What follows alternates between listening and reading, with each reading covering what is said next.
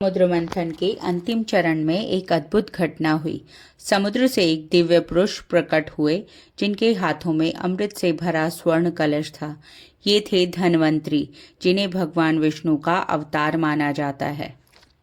और ये दिन था कार्तिक मास की त्रयोदशी का, इसीलिए इसे धन त्रयोदशी या धनतेरस के नाम से जाना जाता है। Ram Ram, namaste to all my listeners and subscribers. Dhanteras से दीपावली के 5 दिवसीय पर्व का शुभारंभ होता है। आप सभी को धनतेरस की बहुत बहुत शुभकामनाएं। विष्णु पुराण और भागवत पुराण के अनुसार एक बार देवताओं और असुरों के बीच अमृत प्राप्ति की होड़ मची। अमृत पाने के लिए भगवान विष्णु के सुझाव पर देवता और असुर मिलकर समुद्र मंथन करने का निर्णय लिया। इस मंथन में मंदराचल पर्वत को मथानी और वासुकी नाग को रस्सी के रूप में उपयोग किया गया। भगवान विष्णु ने कच्छप का अवतार लेकर मंदराचल पर्वत की पीठ पर स्थित रखा, जिससे मंथन की प्रक्रिया बिना किसी बाधा के चल सके। जैसे जैसे समुद्र मंथन होता गया, क्षीर सागर से कई दिव्य रत्न और वस्तुएं प्रकट होने लगी, जिनमें कामधेनु गाय, उच्च श्रवा घोड़ा, ऐरावत हाथी, पारिजात वृक्ष और दिव्य लक्ष्मी शामिल थी। लेकिन मंथन के अंतिम दिन एक दिव्य पुरुष प्रकट हुए जिनके हाथों में अमृत से भरा स्वर्ण कलश था। ये थे धन्वंतरी, जिन्हें भगवान विष्णु का अवतार माना जाता है। धन्वंतरी के साथ ही आयुर्वेद का ज्ञान भी प्रकट हुआ, जो मानव जीवन के लिए स्वास्थ्य और दीर्घायु का वरदान साबित हुआ। धन्वंतरी को ही आयुर्वेद का जनक कहा जाता है, क्योंकि उन्होंने मानव जाति को चिकित्सा विज्ञान का अद्भुत ज्ञान दिया। उन्होंने रोगों के निदान और उपचार की विधियां बताई, जो आज भी आयुर्वेद में प्रचलित हैं। उनके ग्रंथों में औषधियों, जड़ी बूटियों और प्राकृतिक उपचारों का विस्तृत वर्णन मिलता है। धनतेरस का पर्व कार्तिक मास के कृष्ण पक्ष की त्रयोदशी को मनाया जाता है, जो धन्वंतरी के प्रकट होने का विशेष दिन माना जाता है। इस दिन लोग धन्वंतरी की पूजा करते हैं और उनके आशीर्वाद से स्वास्थ्य, धन और समृद्धि की कामना करते हैं। मान्यता है कि धनतेरस के दिन खरीदारी करने से घर में समृद्धि आती है और धन्वंतरी की कृपा बनी रहती है। धनतेरस पर माँ लक्ष्मी और भगवान विष्णु की भी एक कथा प्रचलित है। कहा जाता है कि एक समय भगवान विष्णु पृथ्वी पर विचरण करने के लिए आए। तब उनकी पत्नी देवी लक्ष्मी जी ने उनसे आग्रह किया कि वे उनके साथ चलेंगी। भगवान विष्णु ने कहा, यदि मैं जो कहूँ तुम मानो तो मैं तुम्हें साथ ले जाऊंगा। लक्ष्मी जी ने सहमति दी और दोनों पृथ्वी पर आ गए।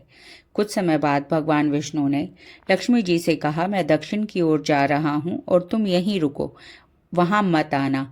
परंतु लक्ष्मी जी के मन का कौतूहल उन्हें दक्षिण दिशा की तरफ ले गया।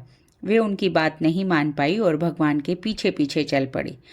थोड़ी दूर चलने पर लक्ष्मी जी को एक सरसों का खेत दिखाई दिया, जहाँ सरसों के पीले फूल खूब खिले हुए थे। उनकी सुंदरता देखकर वे मंत्रमुग्ध हो गई और फूल तोड़कर श्रृंगार करने लगी। फिर वे आगे बढ़ी और एक गन्ने के खेत में पहुंची, जहाँ उन्होंने गन्ने का रस पीना शुरू कर दिया। तब भगवान विष्णु वहां आए और उन्होंने लक्ष्मी जी को देखा तो नाराज होकर कहा, मैंने तुम्हें यहाँ आने से मना किया था, फिर भी तुमने मेरी बात नहीं मानी और चोरी कर डाली। इस अपराध के कारण तुम्हें इस किसान की 12 वर्ष तक सेवा करनी होगी। यह कहकर भगवान विष्णु क्षीर सागर को चले गए। लक्ष्मी जी उस गरीब किसान के घर रहने लगी। एक दिन उन्होंने किसान की पत्नी से कहा, तुम पहले स्नान करके मेरी बनाई हुई देवी लक्ष्मी की पूजा करो, उसके बाद रसोई बनाओ, तब जो भी तुम मांगोगी वह पूरा होगा। किसान की पत्नी ने वैसा ही किया। पूजा के प्रभाव से माँ लक्ष्मी की कृपा से अगले ही दिन से किसान के घर में अन्न, धन, रत्न और सोना भरने लगा। लक्ष्मी जी ने किसान को संपन्न बना दिया। किसान के 12 वर्ष बड़े आनंदमय ढंग से बीते। 12 वर्ष बाद जब लक्ष्मी जी जाने को तैयार हुई तो भगवान विष्णु उन्हें लेने के लिए आए, पर किसान ने उन्हें जाने नहीं दिया। भगवान विष्णु ने कहा, इन्हें कोई भी रोक नहीं सकता, ये स्वभाव से चंचल हैं। तुम्हारे यहाँ 12 वर्ष तक सेवा कर रही थी, अब उनका समय पूरा हो चुका है। लेकिन किसान ने हट नहीं छोड़ी और कहा कि वे लक्ष्मी को नहीं जाने देंगे। तब लक्ष्मी जी ने कहा, यदि तुम मुझे रोकना चाहते हो तो मेरी बात मानो। कल तेरस है, उस दिन तुम अपने घर को अच्छी तरह साफ करो, रात्रि में घी का दीपक जलाओ और शाम को मेरा पूजन करो। साथ ही एक तांबे के कलश में रुपए रखो, मैं उसी कलश में निवास करूंगी। पूजा के समय मैं तुम्हें दिखाई नहीं दूंगी, पर इस एक दिन की पूजा से मैं पूरे साल तुम्हारे घर में रहूंगी। लक्ष्मी जी के इस आदेश के बाद दीपकों की रोशनी पूरे घर में फैल गई। किसान ने जैसे कहा गया था वैसा ही किया और उस दिन की पूजा के बाद उनका घर धन धान्य से भर गया। यही कारण है कि हर वर्ष तेरस के दिन लक्ष्मी जी की पूजा होने लगी। जय महालक्ष्मी। शत शत नमन।